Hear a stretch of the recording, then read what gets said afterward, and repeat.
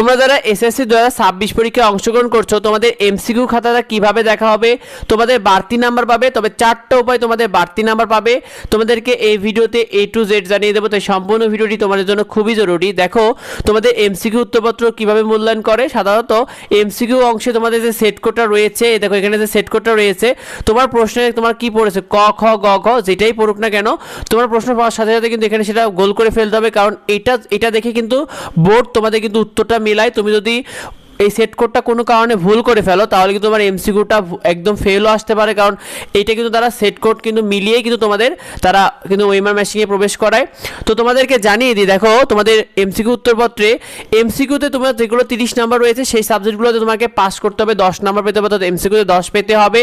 আর যেগুলোতে এমসিকিউ 25 রয়েছে সেগুলোতে তোমাকে পাস করতে হবে 8টা করলে তোমার কিন্তু পাস হয়ে যাবে।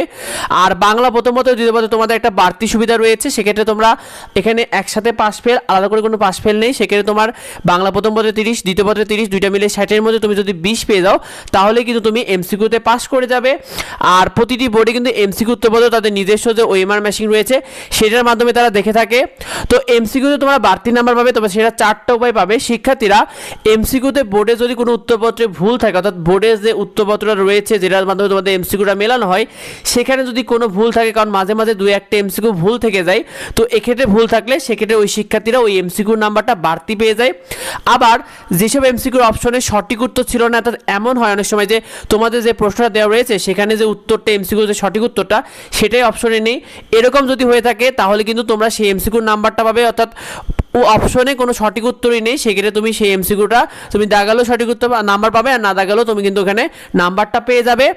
তারপরে যে এমসিকিউ তোমার প্রশ্নে ভুল ছিল, অনেক সময় তোমাদের এমসিকিউর প্রশ্নটাই ভুল থাকে, প্রশ্নেই ঠিকমতো সঠিক থাকে না, যার কারণে অনেক সময় প্রশ্নটা ভুলের কারণে শিক্ষার্থীরা কিন্তু ওই এমসিকিউর নাম্বারটা কিন্তু পেয়ে যায়। আর একটা বিষয় হলো অনেক সময় তোমাদের দেখা যায় যে একাধিক অপশনই সঠিক, অর্থাৎ এমসিকিউ যেটা রয়েছে একাধিক অপশনই সঠিক থাকে, অর্থাৎ ক অথবা ক খ অথবা খ গ এভাবে সঠিক 2-3টা অপশন থেকে যায়। তো এরকম যদি হয়ে থাকে সেখানেও কিন্তু তোমরা যদি ওই 2টার একটা দাগাও সেখানেও তোমরা কিন্তু ওই নাম্বারটা পেয়ে যাবে। তোমাদেরকে জানিয়ে দিই তোমাদের এমসিকিউ উত্তরপত্রটা আসলে কিভাবে দেখা হয়ে থাকে। প্রতি মিনিটে এই যে ওএমআর মেশিনটা রয়েছে এটা দিয়ে তোমাদের 150 থেকে 300টি পর্যন্ত তারা এমসিকিউ উত্তরপত্র কিন্তু ওএমআর দিয়ে দেখে, এবং একবার এটা দেখা হয়। এক্ষেত্রে আলাদাভাবে তোমাদের এমসিকিউ দেখার কোনো অপশন নেই। আর এটা কম্পিউটার পদ্ধতিতে দেখা হয়, সেক্ষেত্রে আলাদাভাবে তোমাদের যে 1 নাম্বার বা 2 মার্ক বাড়িয়ে দেবে এরকম বাড়ানো বা কমানোর কোনো অপশন নেই। এই মেশিনের মাধ্যমে যায় এবং যে কয়টা এমসিকিউ হয় সেটাই তারা টিক করে দেয় এবং সেই পরিমাণ নাম্বারটা অটোমেটিক বসে দেয়। তো এটা তোমরা মাথায় রেখো যে অনেকে মনে করো যে 1-2 নাম্বার তোমাদের আলাদা করে বাড়িয়ে দেবে কিনা, আলাদা করে বাড়িয়ে দেওয়ার কোনো অপশন নেই।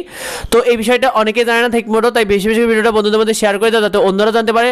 নিয়মিত সাজেশন এবং ফ্রি সাজেশনগুলো শিটগুলো পেতে আমাদের সাথে যুক্ত হও। দেখা হবে পরবর্তী ভিডিওতে, পরবর্তী আপডেটে। ধন্যবাদ সবাই।